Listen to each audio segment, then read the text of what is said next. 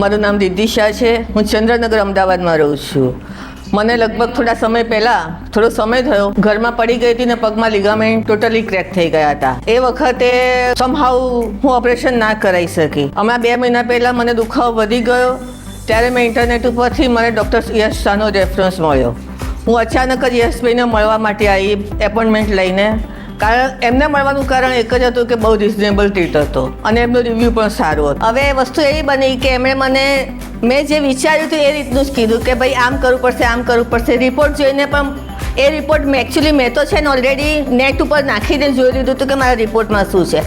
એ જ વસ્તુ હું જ્યારે યશભાઈને રિપોર્ટ બતાવવા આવી ને ત્યારે એ જ વસ્તુ યશભાઈએ મને સમજાવી કે તમારા રિપોર્ટમાં આટલું છે.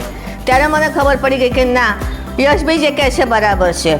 છતાંય મને એવું હતું કે મારા માટે અજાણ્યા ડૉક્ટર છે, હું કઈ રીતે વિશ્વાસ મૂકું. તો મારા હસબન્ડને મેં કીધું બીજા ડૉક્ટરનો આપણે અભિપ્રાય લઈએ. પણ મારા હસબન્ડે પછી મને ના પાડી દીધી કે આપણે અહીંયા આગળ બરાબર છે, અહીંયા આગળ જે ટ્રીટમેન્ટ કરવી હોય એ કરાવીએ છીએ. પછી મેં પણ યશભાઈ પર 100% વિશ્વાસ મૂકીને અહીંયા આગળ મારું ACLનું સર્જરી કરાવડાવી અને હું એ ડિસિઝનમાં 100% સાચી હતી. મને આજની તારીખે અફસોસ થાય છે કે મેં અત્યાર સુધી સર્જરી કેમ ના કરાવડાવી. સર્જરીથી માણસ કેમ બીવે છે. જો સર્જરી અમુક વસ્તુમાં સર્જરી જ છેલ્લો ઉપાય છે. કોઈ ગમે તેટલું તમને કે હું તમને આનાથી મટાડી દઉં, ઘણું બધું વાહિયાત જ હોય છે. એના કરતાં યશભાઈ ખરેખર બહુ સરસ રીતે સમજાવે છે અને એમના હાથમાં એક જાદુ છે કે પેશન્ટને સારું થઈ જાય છે. આજે મને 2 મહિના થયા, લગભગ 98% પ્રોબ્લેમ મારા સોર્ટ આઉટ થઈ ગયા છે.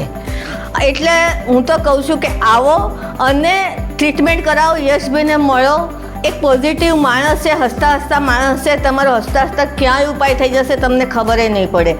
હું મારા માટે બોડીલાઇન હોસ્પિટલ અને યશભાઈનો અને બોડીલાઇન હોસ્પિટલના તમામ સ્ટાફનો આભાર માનું છું કે બહુ જ કોઓપરેટિવ છે બધા. Please welcome to Bodyline hospital.